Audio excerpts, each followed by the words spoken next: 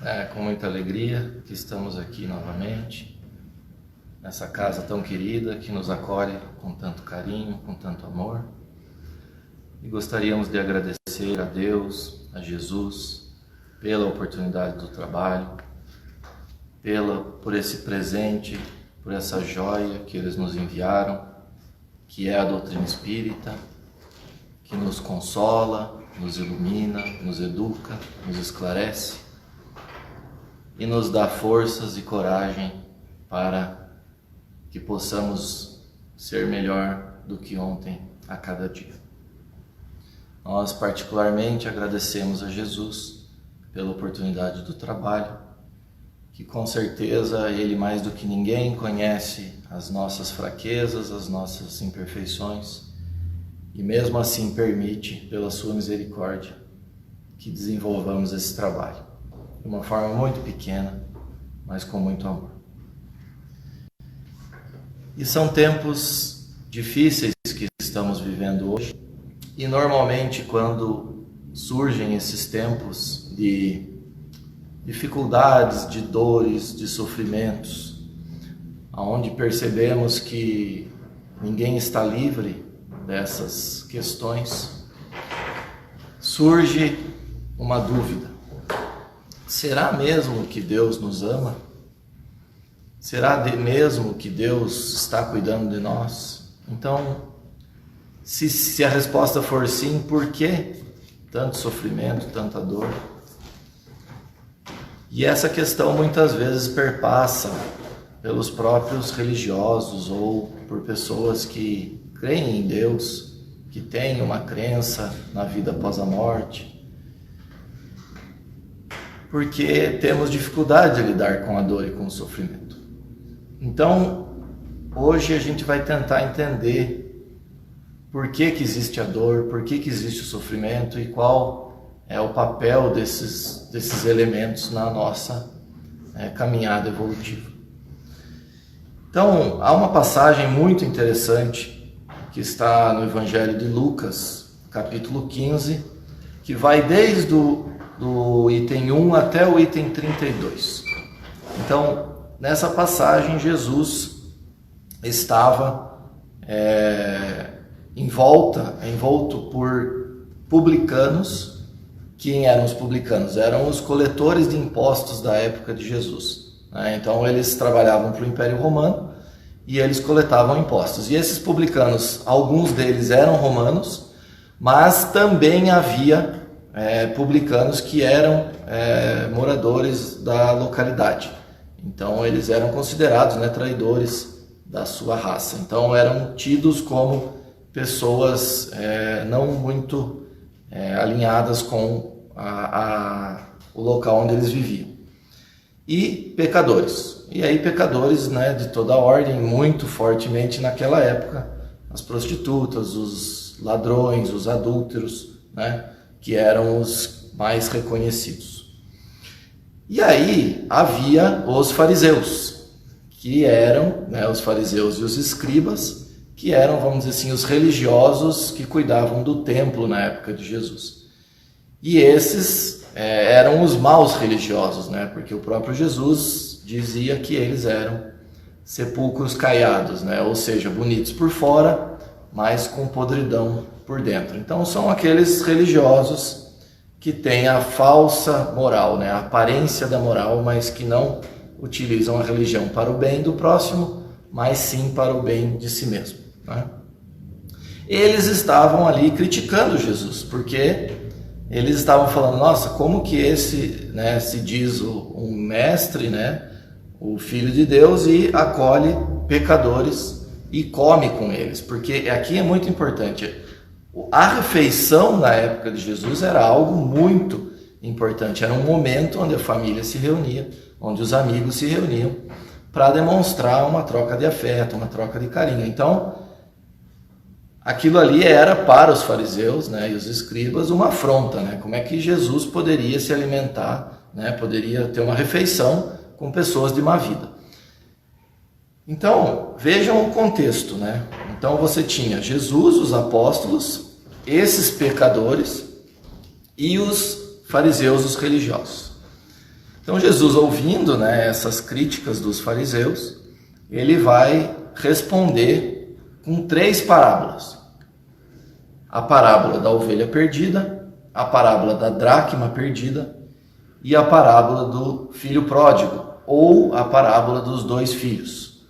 Mas na tradução que a gente utiliza, do Haroldo Dutra Dias, ele colocou a parábola dos 2 filhos. E essa parábola, essas 3 parábolas, elas deixam muito claro um aspecto, que é o aspecto, ela confirma o amor e o cuidado de Deus para conosco. Então, e eu traduzo isso em 3 versículos.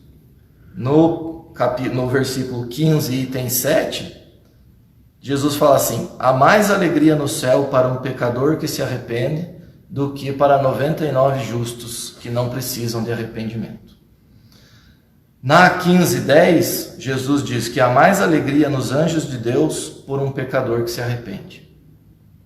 E na 15:32, Jesus diz que o pai, da parábola do filho pródigo diz: nós precisamos nos alegrar, porque o teu irmão estava morto e reviveu, perdido e foi encontrado.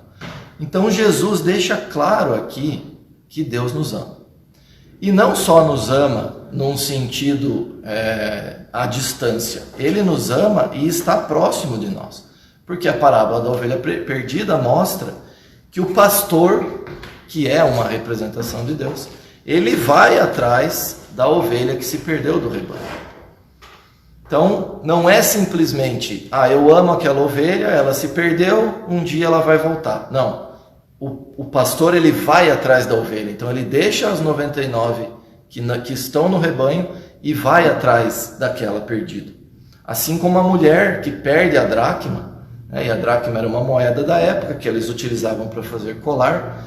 Então, quando caía uma dracma do colar, a mulher ia procurar, e Jesus fala que ela ficou a noite inteira procurando a dracma. A demonstração de que Deus está conosco e nos busca. Assim como o filho pródigo, que quando o filho vai, ele está retornando, o pai, antes do filho vir de encontro ao pai, o pai já vai de encontro ao filho.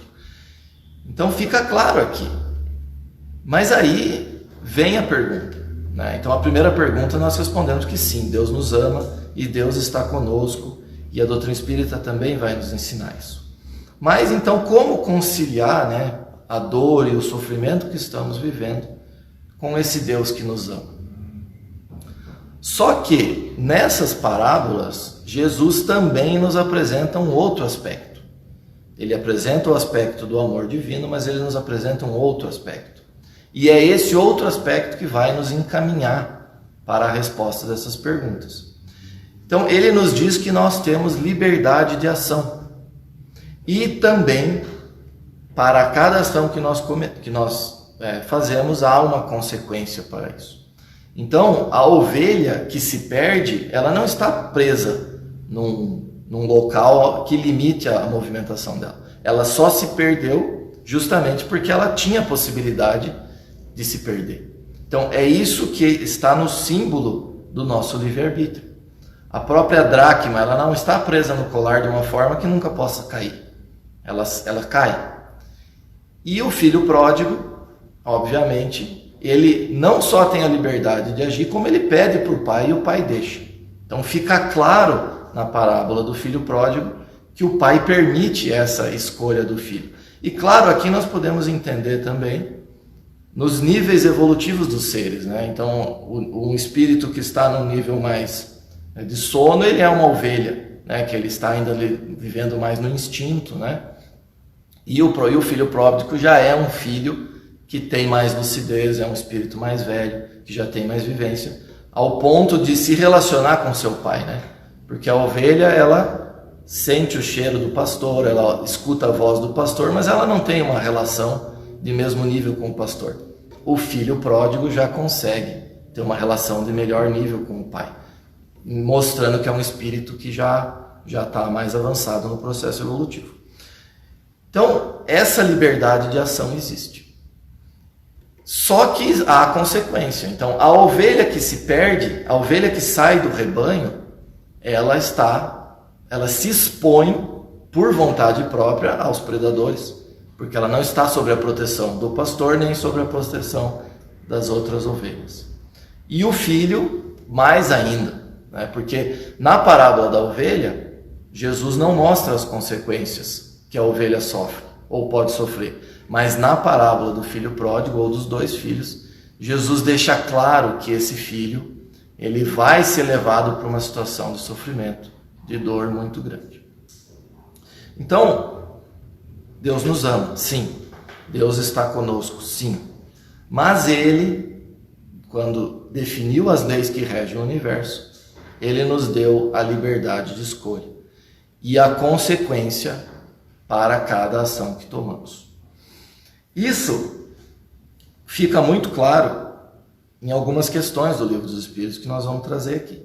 Então, claro que a liberdade material nos é mais limitada.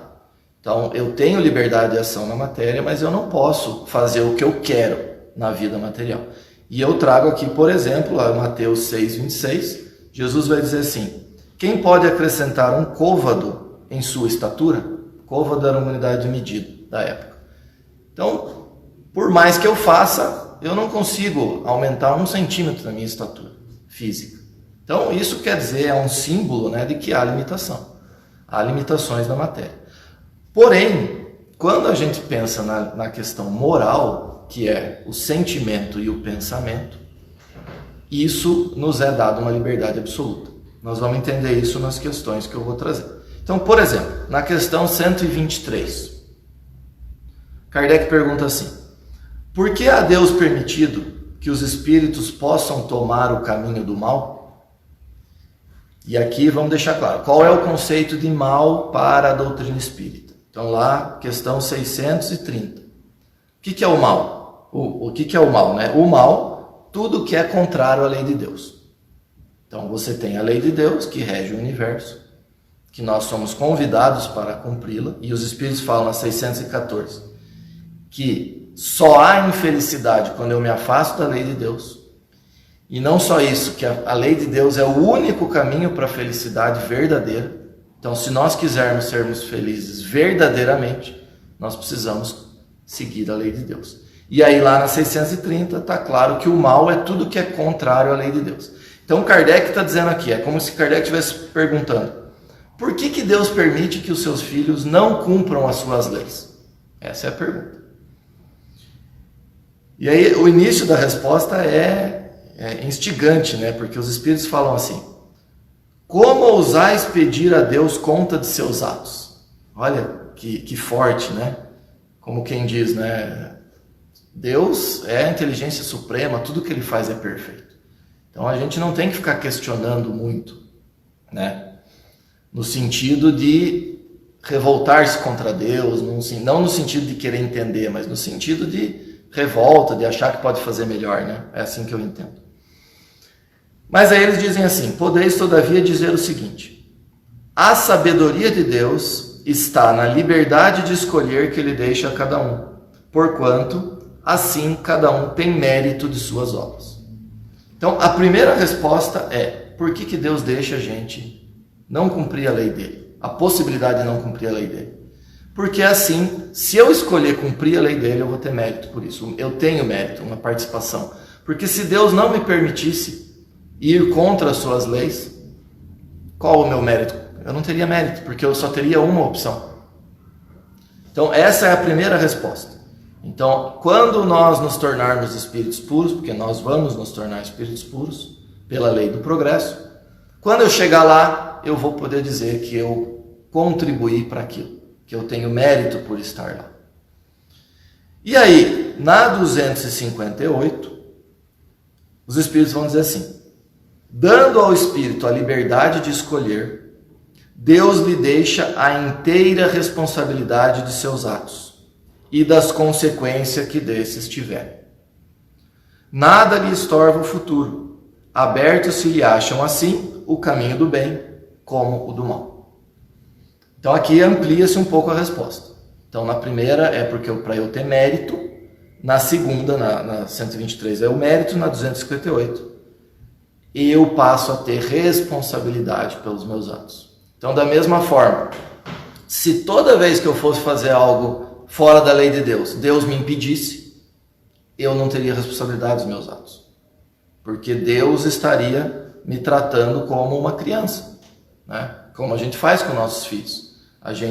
Quando a criança é menor, você está mais em cima dele. À medida que a criança vai crescendo, você vai se afastando e vai deixando que essa criança tome as suas escolhas, né? E lá na 122, é bonito porque a gente vê os espíritos interpretando o Velho Testamento, né? Principalmente o livro de Gênesis. Então, na 122, os espíritos dizem que esse processo é o que a figura emblemática da queda do homem e do pecado original significam. Uns cederam à tentação, outros resistiram. Então, aquele símbolo de Adão e Eva, que, né, come do fruto, é expulso do paraíso, são para os espíritos que, por livre e espontânea vontade, passam a não seguir a lei de Deus. E aí eles vão sofrer as consequências disso. E para finalizar, para deixar claro que isso está muito certo na doutrina espírita, eu trago no capítulo 6 do Evangelho segundo o Espiritismo, o item 6, o Espírito de Verdade vai dizer assim: daquele que vos criou fracos para vos tornar perfectíveis, e que quer modeleis vós mesmos a vossa maleável argila, a fim de serdes os artífices da vossa imortalidade. Então é uma forma mais poética de dizer isso, que nós somos uma argila e nós vamos nos modelando, né, para seguir. E é importante esse conceito porque lá na frente nós vamos usar. Então vamos reter esse conceito de argila, ok? Muito bem. Então, Deus nos ama infinitamente e Ele permite que nós escolhamos os nossos caminhos, né? Só que aí nós precisamos também separar dois outros conceitos, que é o conceito de dor e de sofrimento, do conceito de vicissitude, tá? Porque os espíritos vão dizer o quê? Que para nós evoluirmos, e o que é evoluir, né? Evoluir é ir construindo dentro de nós as virtudes que vão fazer com que a gente esteja alinhado com as leis de Deus. Para que nós construamos e desenvolvamos essas virtudes, a gente pega um corpo físico e encarna no mundo material. Foi assim que Deus fez. Por quê? Porque quando a gente está no mundo material, a gente vai passar por vicissitudes. E o que são vicissitudes? Então, no dicionário, vicissitudes, tá lá, significa que é uma sucessão de mudanças ou de alternâncias. Então, vicissitude necessariamente é sofrimento? É dor? Não necessariamente. Ou ela pode ser num nível muito pequeno. Porque a vicissitude significa o quê? Inconstância. Alternância. Então, hoje nós estamos com saúde, nós estamos numa situação financeira boa, nós estamos com um relacionamento harmônico. Amanhã isso pode não estar mais. Ou eu posso ter uma doença, eu posso perder o meu emprego, pode acontecer alguma coisa a nível mundial que me afete, que eu não controlo, né? Uma outra vicissitude que todos nós vamos passar, sem exceção, que é a morte. Então, tem que deixar tudo que nós construímos aqui, porque nós ficamos aqui um tempo encarnados, construímos várias coisas, sejam bens materiais, sejam relacionamentos, e nós vamos ter que deixar tudo isso. Então isso é uma grande vicissitude que todos nós vamos passar, né? Então essas vicissitudes, elas geram insegurança, né? E elas geram, tem uma mensagem por trás disso, que é a mensagem da transitoriedade da vida material. Então Deus quer nos dizer, vocês não são daí, vocês estão passando por aí para vivenciar uma experiência. E através da vivência dessa experiência, ir aprendendo, ganhando discernimento e podendo ser mais capacitados para tomar decisões, né? E à medida que, quanto mais evoluído é o espírito, maior responsabilidade ele tem dessas decisões. Então, o pano de fundo da encarnação não é exatamente o que construímos externamente, mas é o que construímos internamente. É para isso que estamos aqui. E, obviamente, não numa visão egoística, mas as relações que construímos na vida material, essas perduram para sempre. Nós deixamos os bens, nós deixamos o corpo físico, nós deixamos, às vezes, as construções físicas, mas as relações harmônicas e mesmo as não harmônicas que construímos aqui, essa nós vamos levar como nosso patrimônio. Portanto, essas vicissitudes nós somos obrigados a passar. Porém, será que essas vicissitudes elas vão gerar um nível de dor e um nível de sofrimento que, por exemplo, nós estamos vivendo hoje? Será que foi escolha divina nós passarmos por um grau de dor e sofrimento que nós estamos vivendo hoje? Será que precisaria ser assim? Né? E aí a gente, lá na 133, a gente tem essas respostas. Né? Então, os espíritos vão dizer, todos os espíritos são criados simples e ignorantes. Então, todo mundo sai do mesmo nível. Né? Porque não poderia ser diferente. Se Deus fizesse uns saírem de um nível mais avançado, isso daí iria contra o princípio da justiça divina, da equidade divina. E se instruem nas lutas e tribulações da vida corporal. Então veja que as palavras que os espíritos usam aqui são lutas e tribulações. Eles, por enquanto, não usaram nem dor nem sofrimento. São lutas, são tribulações, esses conceitos de inconstância, mas não necessariamente dor e sofrimento. E aí ele vai dizer assim, tá bom, mas se todo mundo tem que passar por luta e sofrimento, qual que é a vantagem daquele espírito que já foi direto, nunca descumpriu a lei de Deus com conhecimento de causa? Chegam mais depressa ao fim. Aí, aqui que é importante. Demais, as aflições, que são preocupações, né? Quem está aflito está preocupado.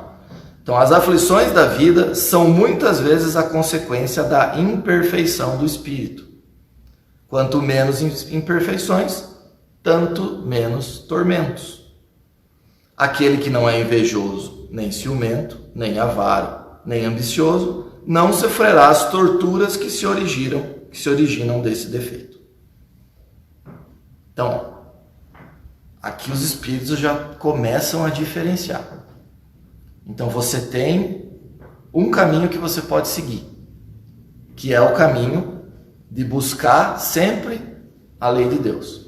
À medida que você vai aprendendo, que você vai se instruindo, você vai aprendendo a discernir entre o que é o certo e o errado, o que é o bem e o mal, e aí você vai fazendo escolhas. Então há um caminho que eu sempre vou tentando ir para o caminho da lei de Deus. Esse é um caminho. Então esse caminho gera, ou se não for nenhuma, muito pouco dor e sofrimento. Porque é o que eles dizem. Se eu não tenho inveja, o que eu tenho é suficiente para mim e eu não fico me comparando com os outros. Eu não fico chateado ou bravo porque alguém tem mais do que eu tenho. E já vou dar um exemplo. A nossa sociedade, como nós a construímos, uma sociedade extremamente materialista. Quando o centro do sucesso está na conquista de posses materiais, eu incentivo a que nós sejamos invejosos. Então essa sociedade que nós estamos inseridos, que nós construímos, e não é à toa que nós estamos encarnados na Terra nesse momento, nós estamos vivendo numa sociedade que instiga a inveja, a competição exacerbada, né? As negociações, a querer levar vantagem um no outro. Então isso vai gerar dor e sofrimento, mas não precisaria ser assim, né? E fica claro um outro conceito importante da doutrina que muitas vezes nós confundimos, é assim: o que é o mal? Então, o mal está lá 954. Não há culpabilidade em não havendo, primeiro, intenção ou consciência perfeita da prática do mal. Então, quando que o espírito é culpado e ele está no mal? Primeiro, quando ele tem intenção e quando ele tem consciência de que aquilo é mal. Então ele já sabe que aquilo é mal e vai lá e faz. Então nós não estamos falando aqui do erro e ignorância, que é o que está na questão 120. Kardec pergunta assim: eu preciso passar pelo mal para chegar ao bem? Os espíritos falam: não. Pelo mal não, mas pela ignorância sim. Então, como eu sou criado simples e ignorante, eu não conheço. Deus colocou a consciência dentro de mim, que onde estão escritas as suas leis, e à medida que eu vou avançando, né, na razão, no discernimento, eu vou recebendo as instruções da minha consciência, vou vivenciando, e aí eu vou sabendo, não, isso aqui é bem, isso aqui é mal. E aí eu escolho. Então, quando eu erro, quando eu vou contra a lei de Deus, por não conhecer, isso não é mal. Isso é ignorância, isso é aprendizado. Mas será que nós podemos falar de nós, no espírito, na terra? A maioria de nós? A maioria de nós já sabe o que é certo e o que é errado. E muitas vezes escolhemos esse caminho. Então, qual que é o outro caminho que eu posso escolher?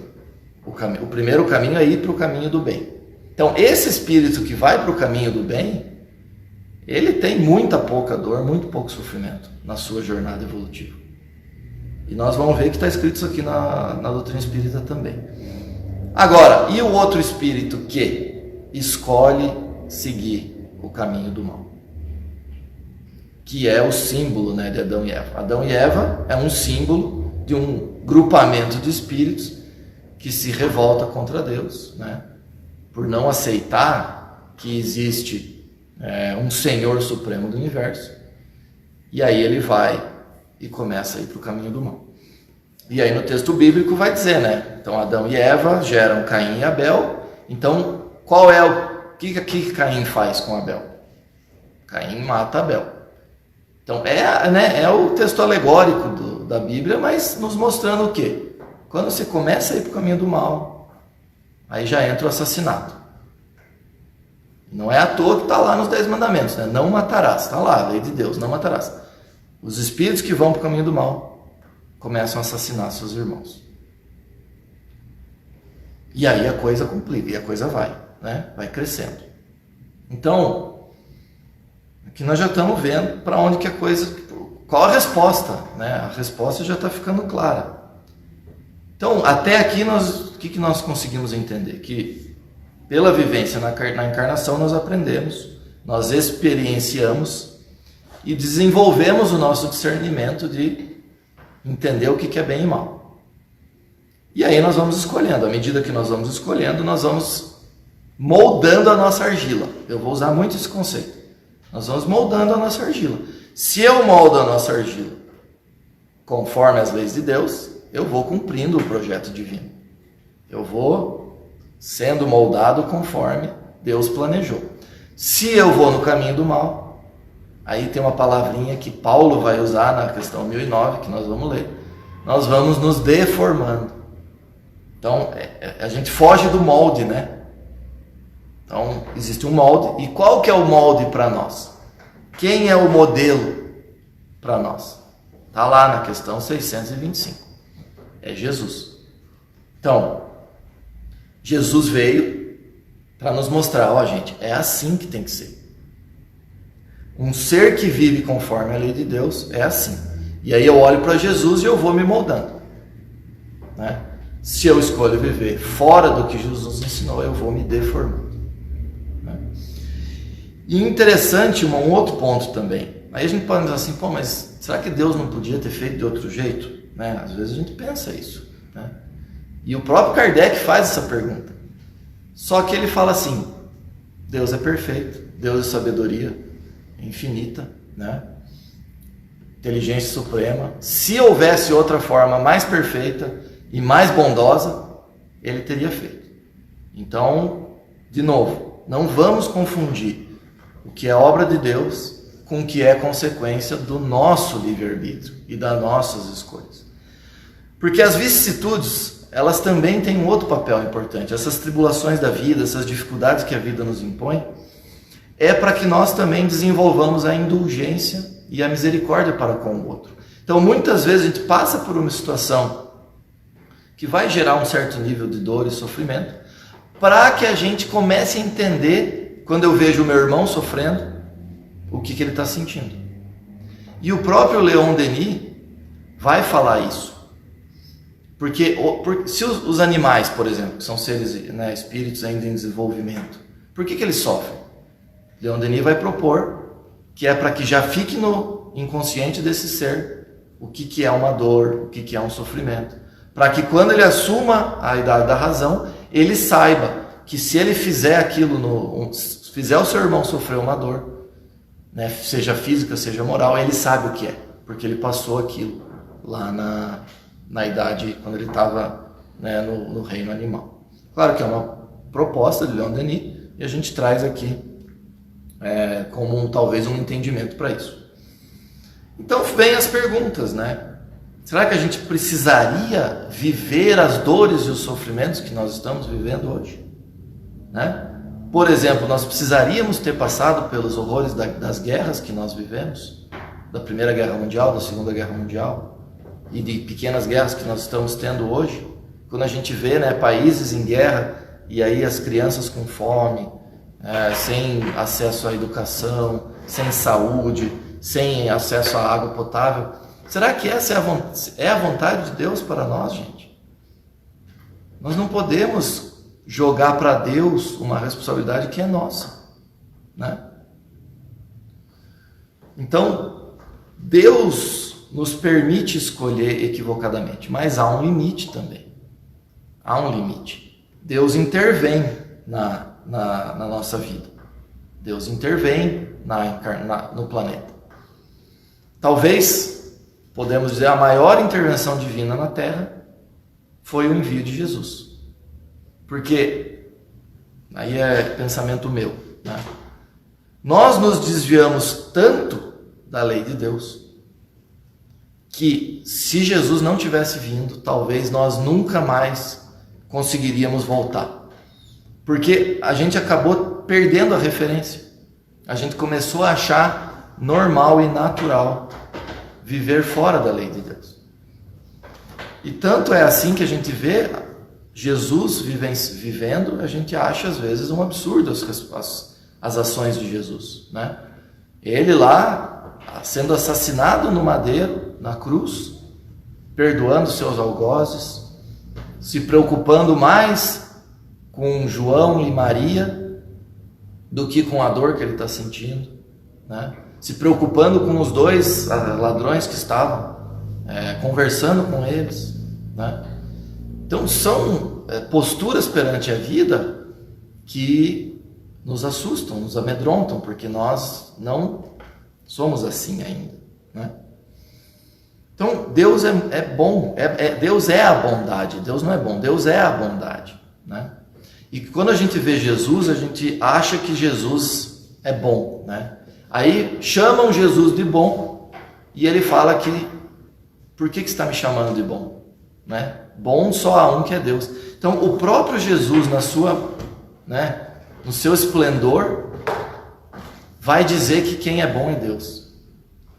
Então imagine nós, né? E nós às vezes temos a audácia de achar que somos bons, né?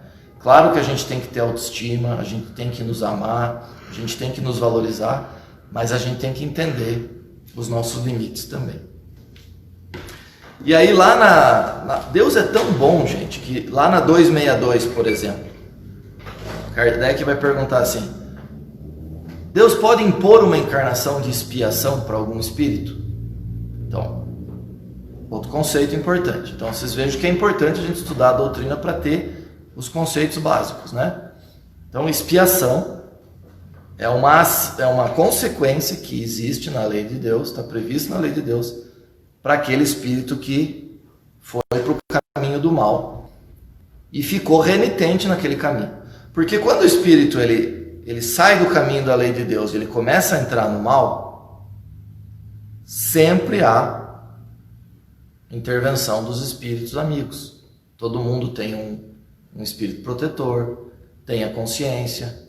Então Deus está sempre buscando esse ser de volta. Mas o ser que vai sendo renitente, ele vai se deformando a tal ponto que ele precisa passar por uma experiência de dor e sofrimento, como se fosse para acordar, né?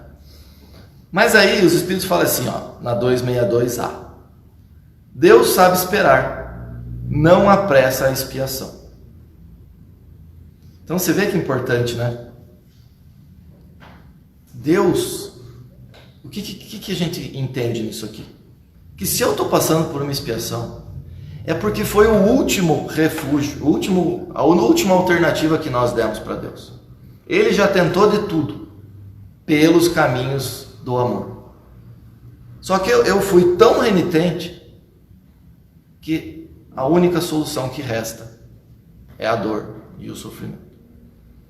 Porque nós temos uma certeza: Deus nunca vai abandonar nenhum dos seus filhos. Não importa o que a gente faça. Primeiro que o amor dele não se altera. Não importa o que a gente faça. Deus não nos ama porque eu sou bom. Deus nos ama porque ele nos ama. E ele vai sempre nos amar. Só que muitas vezes nós pedimos para Deus dor e sofrimento. Porque os outros caminhos nós não aceitamos, né? Então, a gente vai tentar responder, né? A gente já entendeu por que a dor e o sofrimento vem, porque vem como consequência daqueles espíritos realmente, e renitente é uma palavra que Kardec usa, são renitentes no mal. Eles insistentemente mantêm-se na maldade. E como a felicidade está no bem, eles estão cada vez mais longe da felicidade. E como Deus quer que nós sejamos felizes, Ele vai nos atraindo, né, para as suas leis, para o bem. Então, mas por que as dores e os sofrimentos existem? Por que Deus permite que a gente sofra tanto e tenha dores? Nós já entendemos a diferença de dor e vicissitude, mas aqui nós estamos falando de dor mesmo, dor e sofrimento mesmo, né? E aí Paulo vai responder, o apóstolo Paulo, lá na questão 1009, na codificação. Eu vou ler. Paulo vai, depois de falar outros conceitos, ele vai falar assim: quem é com efeito o culpado? Ele vai trazer alguns conceitos, algumas palavras aqui que estão enraizadas, né, mais do Velho Testamento e do Novo. Mas enfim, quem é o culpado? O culpado aqui é aquele espírito que se enveredou pelos caminhos do mal. É aquele que, por um desvio, por um falso movimento da alma, se afasta do objetivo da criação, que consiste no culto harmonioso do belo e do bem, idealizados pelo arquétipo humano, ou seja, pelo paradigma, pelo modelo humano, pelo homem-deus Jesus Cristo. Então, Paulo está dizendo assim: qual que é o objetivo da criação? É o belo e o bem. Então, quando a gente observar uma situação que não é nem bela e nem leva para o bem, que é a felicidade de todos, isso está fora do objetivo da criação. Legal. O espírito que sai desse objetivo é por um falso movimento da alma. Então ele acha que ele vai ser mais feliz praticando o mal, não cumprindo a lei de Deus, ele acha que ele vai ter mais prazer, ele acha que ele vai ter vantagem, né? É por isso, mas esse é um falso movimento da alma. E aí o paradigma que nós temos é Jesus. Então, se quer saber o que é bem, olha para Jesus e faz o que Jesus fez, você está no caminho do bem. Muito bem, então esse é o culpado. Agora, qual é o castigo, né? Ou a consequência? Então, a consequência natural derivada desse falso movimento, uma certa soma de dores necessária a desgostá-lo da sua deformidade, pela experimentação do sofrimento. Então aqui Paulo responde. Está aqui, na 1009 está respondido a questão. Então por que Deus permite que venha a dor, que venha o sofrimento para um espírito? Ou para uma família de espíritos, como nós estamos vendo na Terra hoje? Para que a gente se desgoste da deformidade que nós nos tornamos. Então eu peguei aquela argila que Deus me deu, moldei ela e eu me tornei uma coisa deformada. Porque eu estou afastado de Jesus, do modelo Jesus. E aqui nós podemos fazer uma alusão. Como é que eu pego a argila que está dura e toda deformada e remoldo ela? Eu tenho que pôr no fogo, não é assim? Eu não sou oleiro, mas eu imagino que você vai esquentar a argila, vai aumentar a temperatura, vai pôr um pouco mais de água para amolecer aquela argila, vai pôr um pouco mais de argila para que você deixe ela maleável de novo e volta para a forma. Então, o sofrimento e a dor têm esse papel. É o papel da temperatura se elevando para que a argila vá amolecendo. Mas eu gosto muito dessa questão do desgostá-lo da deformidade, porque a gente vai para o caminho do mal, a gente começa a gostar do mal. A gente começa a sentir prazer nas consequências. Eu começo a sentir prazer em matar meu irmão. Eu começo a sentir prazer em adulterar. Eu começo a sentir prazer em roubar as coisas dos outros. Eu começo a sentir prazer em causar sofrimento nos meus irmãos, como nós vimos, por exemplo, no nazismo. Então, chega a tal ponto que o único caminho de volta é a dor e o sofrimento. E eu gosto muito de uma frase de Joana de Ângeles que está no livro Plenitude. Ela vai falar assim: as flores desabrocham com os raios do sol, mas as pedras precisam da dinamite. Então, aquele espírito mais dócil, mais maleável, o que não quer dizer mais ingênuo, não, ou mais ignorante, não também. O espírito bom, ele é um espírito extremamente inteligente, extremamente lúcido, mas ele, por entender que tudo que Deus quer é o seu bem, ele se entrega a Deus e aceita o comando divino sobre ele. Então é uma entrega lúcida. Então esse espírito, Deus vem, ele passa por uma situação para que ele possa se corrigir, mas é uma situação leve, porque ele rapidamente percebe e passa. Já aquele espírito revoltado, que acha que não tem que obedecer ninguém, que acha que tem que fazer tudo do jeito que ele quer, que os outros têm que obedecer ele, né? Esse espírito já vai precisar de um pouquinho mais de sofrimento. Então, aí Paulo continua. Então, o castigo é o aguilhão. Né? O aguilhão é aquele incentivo, né? É o aguilhão que estimula a alma, pela amargura, a se dobrar sobre si mesmo e buscar o ponto de salvação. O castigo tem por fim a reabilitação, a redenção.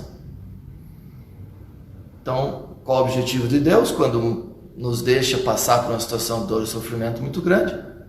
É para que nós voltemos, para nos acordar, né? É para que a gente perceba o que está fazendo de errado, para que a gente se desgoste do mal que estamos vivendo e enveredemos para o caminho do bem, que é o caminho que vai nos fazer feliz, né?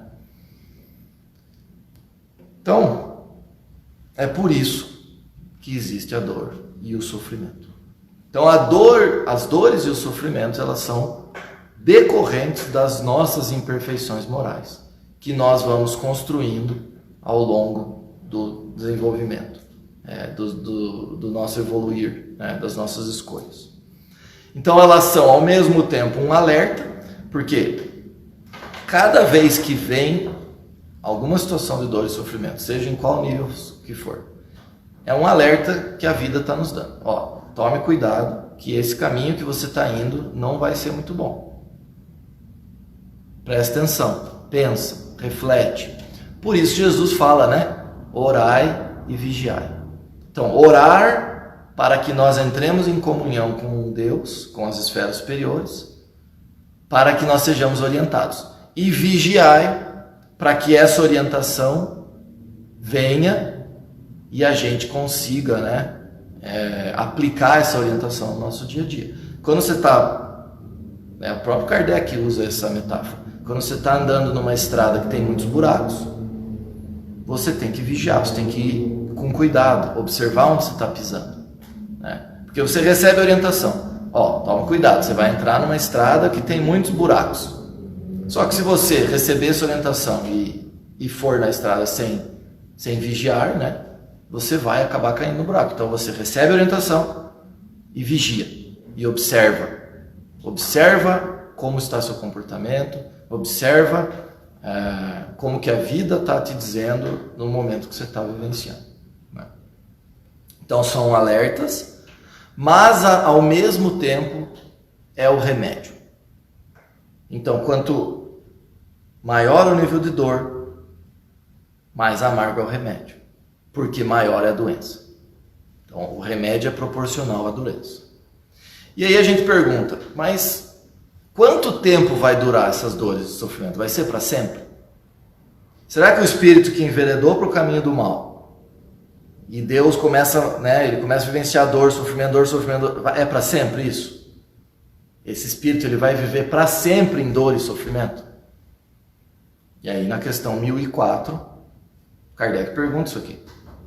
Em que se baseia a duração dos sofrimentos do culpado? Repare que é a mesma terminologia. Então Paulo deve ter usado culpado justamente porque Kardec perguntou culpado, para ficar análogas, né? As respostas serem análogas. E a resposta é muito simples. No tempo necessário a que se melhore.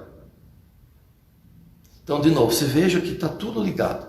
Lembra que lá atrás os Espíritos falaram que a gente tem responsabilidade sobre os nossos atos? E isso é em tudo. Então, eu sou responsável por ter enveredado no caminho do mal. Sim, foi por minha escolha. Aí agora, para eu voltar, é minha escolha também. Deus, ele é aquele agente incentivador. Ele vai influenciar, mas ele nunca determina dentro de nós a nossa escolha. Ele determina situações externas, mas a escolha de seguir a orientação divina é 100% nossa. Então, aqui não poderia ser diferente. Então, se eu estou no mal, quanto tempo eu vou ter que viver sofrimento e dor? O tempo que eu quiser. O tempo que levar para que eu me dobre sobre mim mesmo, nas palavras de Paulo, e volte para o caminho do bem. Então, novamente, a responsabilidade e o mérito estão em mim, né? Então, está muito claro aqui. Está muito claro. Nós estamos vivenciando esse processo de dor e sofrimento que nós estamos vivenciando, já não é de hoje, por escolha nossa.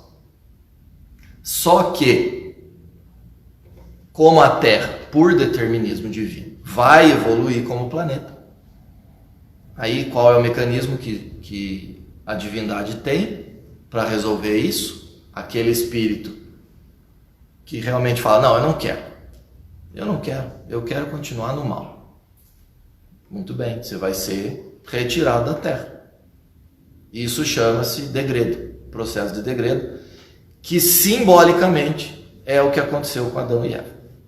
Então, aquela expulsão do paraíso é um símbolo que a Bíblia traz para nos ensinar o processo de degredo, né? Então, são espíritos que, por escolha, não conseguem acompanhar a evolução do planeta. Eles são retirados, porque Deus não vai deixar que meia dúzia atrapalhem a evolução de uma multidão maior, né? A mesma coisa que numa escola. Se você tem uma classe de 50 alunos e tem 2 que estão atrapalhando a aula, o que você vai fazer? Você vai tirar esses 2 e levar esses 2 para uma escola mais adequada para eles. Então, veja que o conceito se mantém. Pega hoje a Terra, né? Hoje a Terra é um planeta que tem um certo conforto material. Então nós temos, né? Vamos falar do básico, nós temos água quente, nós temos escova de dente, pasta de dente, nós temos dentista, médico, analgésico, não é? Temos roupas confortáveis, temos ar-condicionado, olha que beleza, né? Temos internet, nós estamos utilizando a internet aqui. Aí você é retirado de um mundo desse e vai para um mundo primitivo, que não tem nem sal ainda para você comer, você vai ter que comer carne crua. Olha a dor e o sofrimento que um espírito desse sofre. Mas por quê? Porque ele está usufruindo de tudo isso, mas por trás ele está fazendo mal. Então ele corrompe, ele desvia dinheiro público, ele desvia dinheiro da empresa, ele rouba do próximo, ele adultera, ele destrói a família sua e do próximo, ele incentiva a prostituição, ele se embebeda. Então assim, por dentro ele é um ser primitivo ainda. Ele é um ser que não está condizente com a evolução do planeta. Então ele é retirado e vai viver lá, né, suas experiências, como muitos de nós vivemos aqui na Terra, que foram os degradados que vieram, né, que Emmanuel elucida no livro A Caminho da Luz.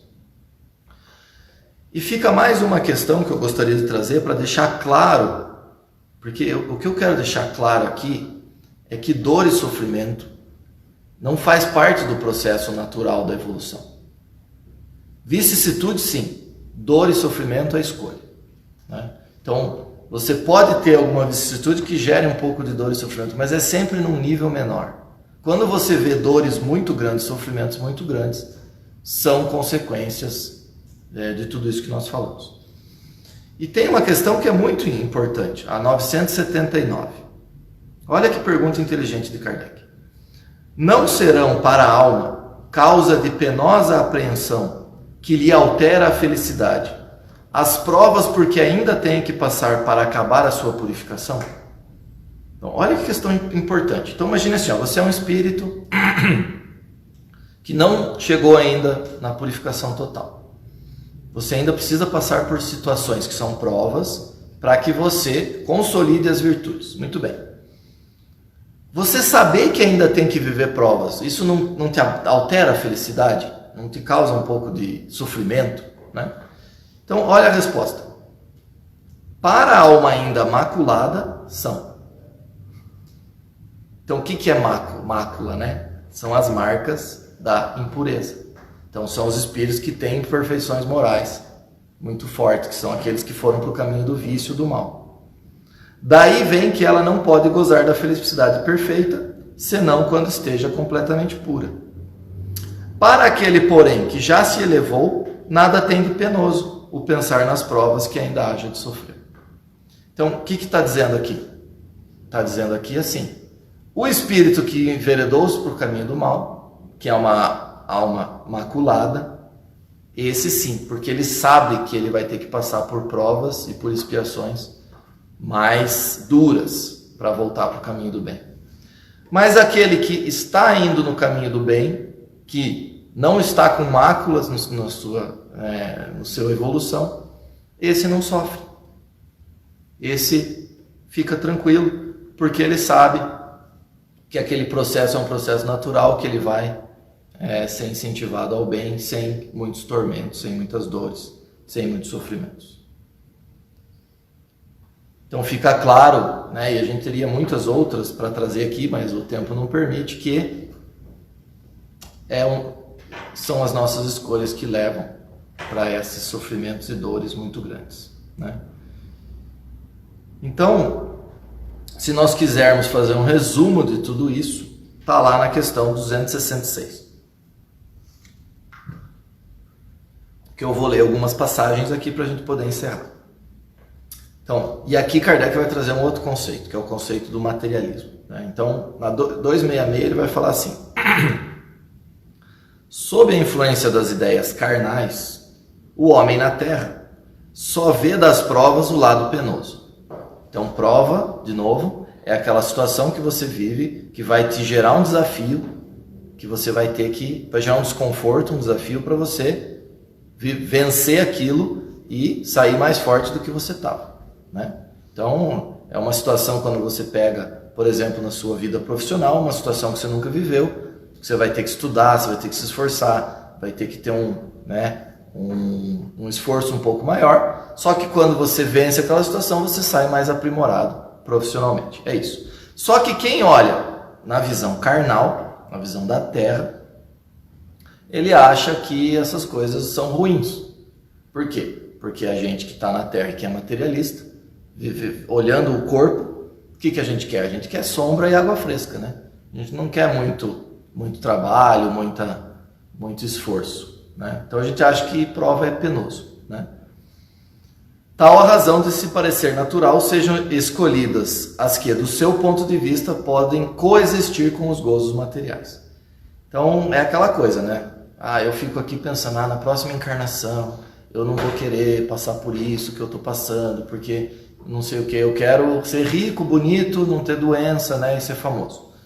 Mas isso é a visão material da coisa, né? Quando você está na vida espiritual, você compara esses gozos vulgares e grosseiros com a inalterável felicidade que é dada em entrever.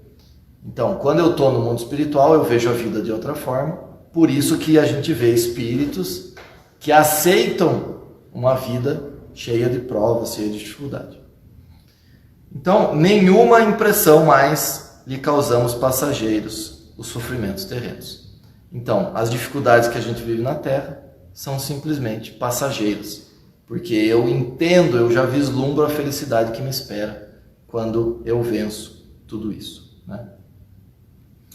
Então, essa questão 266, ela vai trazer esse conceito de a gente tem que olhar a vida na ótica do espírito. Então, quando eu enxergo a vida da ótica do espírito, porque agora eu estou falando para nós, espíritos imperfeitos, que estamos vivendo dor e sofrimento. Tá? Então, eu estou falando agora para nós, que estamos vivendo dor e sofrimento por conta das escolhas que fizemos lá. Né?